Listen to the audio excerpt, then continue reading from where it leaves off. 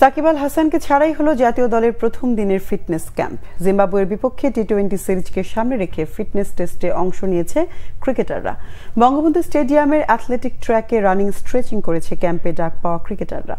5 ম্যাচে টি-20 সিরিজ খেলতে চলতি মাসের 28 তারিখ বাংলাদেশ সফরে আসছে জিম্বাবুয়ে ক্রিকেট দল। যদিও সে সিরিজের জন্য এখনো দল ঘোষণা করেনি বিসিবি, তবে দল ঘোষণার আগে শনিবার অনুষ্ঠিত হয়েছে ক্রিকেটারদের ফিটনেস পরীক্ষা। বিশ্বকাপ এবং জিম্বাবুয়ে সিরিজের আগে ফিটনেস টেস্টে অংশ নিয়েছেন সব মিলিয়ে 35 ক্রিকেটার। 39 ক্রিকেটারের নাম থাকলেও যোগ দেননি সাকিব আল হাসান, সৌম্য সরকার, তাইজুল ইসলাম এবং তাসকিন আহমেদ। তবে পরবর্তীতে ফিটনেস পরীক্ষা দেওয়ার সুযোগ পাবেন তারা। সকাল 6টায় বঙ্গবন্ধু স্টেডিয়ামের অ্যাথলেটিক্স ট্র্যাকে শুরুতে 20 এবং 40 মিটার দৌড় হয়। এরপর 1600 মিটার দৌড়ায় ক্রিকেটাররা, যেখানে দুই গ্রুপে প্রথম হন তানজিম হাসান সাকিব এবং নাহিদ রানা। যেন কোনো টুর্নামেন্টের আগে ক্রিকেটারদের ফিটনেস ক্যাম্পে অংশ নিতে হয়। সবসময় মিরপুর শেরেবাংলা স্টেডিয়ামে হলেও অ্যাথলেটিক্স ট্র্যাক থাকায় এবার রানিং স্ট্রেচিং হয়েছে বঙ্গবন্ধু স্টেডিয়ামে।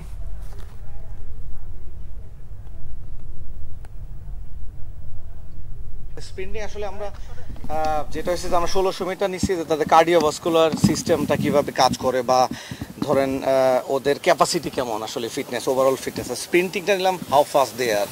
আমাদের এইটাও দেখার দরকার আছে আসলে 40 মিটার স্প্রিন্টটা যখন ছিল যে তারা প্রথম 20 মিটারে কতটুকু ফাস্ট। যারা 20 মিটারে স্লো তাদেরকে হয়তো আমরা 20 মিটারে ফাস্ট করার জন্য, কারণ নর্মালি 1-2 ইঞ্চির জন্য আসলে রান আউট হয় বা 1-2 ফিটের জন্য আমরা একটা ফোর্স সেভ করতে পারি না।